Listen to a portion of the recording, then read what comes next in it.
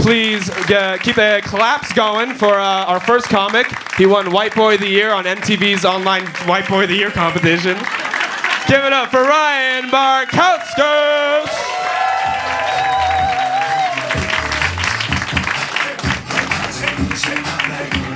Oh my God, that is not the whitest song you could have given me. Oh my God, you're here. Oh my God, hi guys, thank you so much. Oh my God, I'm here to talk to you about the best timeshare opportunity. No, if it's okay with you guys, I only got 5 minutes. I'd like to talk about my problems for a little bit. This is gonna be a shock to the people that know me. I'm not perfect. I think I'm a nice guy. I really think I am. But I'm also realizing this year that I'm kind of a little bitch. So let me give some context. I've had a lot of privilege, okay? That's obvious. I grew up in the Midwest. Both my parents are therapists. Middle income, like really supportive. They've been married almost 40 years. Yeah, you should be jealous. Yeah. Also raised Christian. That might be the one thing I would have changed. Catholicism is good in concept, but left me with a lot of shame. So I want to tell you all a very real story. This is about masturbation. If this offends you, I'm very sorry. I will pray with you after the show. Okay, so I'm 13 years old. I'm being taught masturbation is a mortal sin. That's the worst of the sins. That will land you permanently in hell. So I can't reconcile the fact that I really have these urges, right? I want to do it, but it's the worst thing I could possibly do. So I convince myself that there's a workaround, that if I don't intentionally choose the porn, that then God doesn't know. So I went to a randomizer website where somewhere you can type in like 6 different options.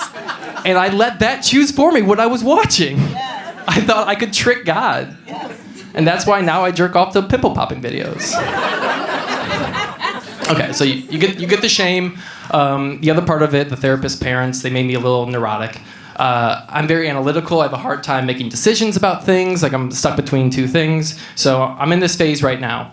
I'm single after the longest relationship I ever had. So rational Ryan says, okay, do the work. Take care of yourself. And then the other Ryan says, have a hoe phase. And I know, how do I reconcile that except to pray? So I asked God, and he said, yeah, I earned it. He said to me, Ryan, chill. You've been righteous and true. You know, go forth and sling some dong. And that's the word of the Lord. So I'm not gonna go against that. I feel like the way I talk about this and present myself, some people might wonder, does he even have sex? And look, I've had it legally. So the problem with it for me is that to do a hoe phase, I feel like there's a right way to do it. Like, I want to approach you in person, right? The apps suck. I'd rather meet you somewhere out organically. Do people still go to bars? I don't know. Like, that doesn't work for me. If I meet you in the bar and you're drunk, how do I know that you're making the right decision? You know, a one-night stand isn't worth our eternal souls. I don't know. Call me superficial, but I think the sexiest part of a woman, her personality. I think that's real. I don't have game, guys. I want to talk to you about your emotions and support your inner child. That doesn't get anybody horny. It doesn't. And look, if that works for you guys, look, I'm not here to judge, right? I have my own thing. You do you, right? If you go to bars, you pick up people, great. I don't judge you sluts. But I can't do it. I don't know how to attract a woman. And obviously, I blame my parents. Because, you know, they gave me too much unconditional love, if we're being honest. Because now I think people are supposed to love me by default, and that's not healthy. That's not being, you know, well adjusted. No. Maybe it's not my values, you know, and that can be okay. I think I say I want a hoe phase, but really my hoe phase looks like texting 2 women but looking at porn at night. My schedule's packed. I think at the end of the day, I want that normal picture perfect thing, right? A wife, a kids. I think I do want that. In the meantime, I'm gonna work on myself. have realistic expectations for what this person's going to look like when I meet them. I think they're supposed to just be like a good friend, someone who's nice to you, doesn't fart, doesn't poop, big butt, small waist, just a good Christian girl who can read.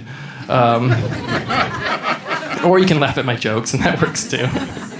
I said to someone not long ago, I would rather you find me funny than attractive. There's something to me like earning that, like my looks, I still feel like it's just dumb luck. But if I make you laugh, I did that, right? That's something I earned. So I'd rather you guys give me laughs than head. At least, if you're enjoying yourself with one of those, I'll know when you're faking it. Cool. That's my time. If you're single, I'll see you at the bar.